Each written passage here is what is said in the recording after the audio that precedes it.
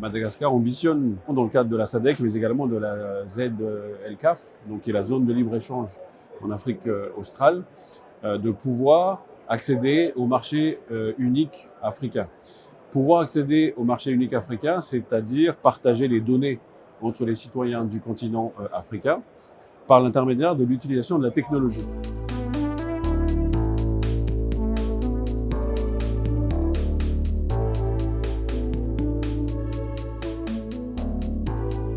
Ça va nous permettre d'accéder aux marchés tels que le Rwanda, tels que le Kenya, tels que l'Afrique du Sud, tels que la Côte d'Ivoire, le Sénégal, etc., dans les deux sens. À Madagascar, on a toujours l'habitude de regarder vers l'Asie, de regarder vers l'Europe, mais on ne regarde pas suffisamment nos voisins africains.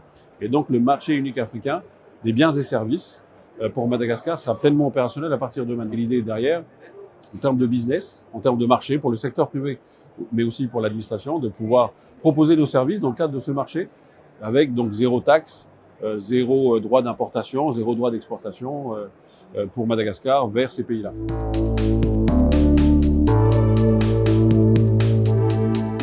L'exemple qui illustre parfaitement ça, c'est les échanges d'informations d'identité.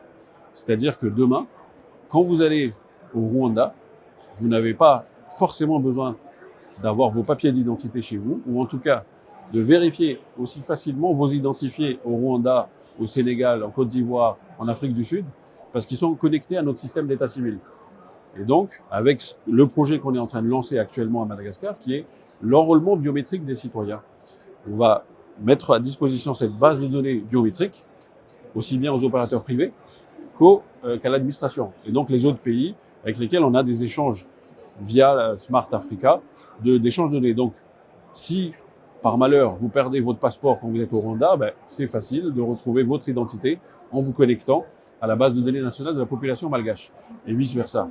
Derrière, vous avez également le contrôle, par exemple, des entreprises qui souhaitent marchander ou faire du business avec ces États-là. Comment contrôler que ce ne sont pas des arnaqueurs?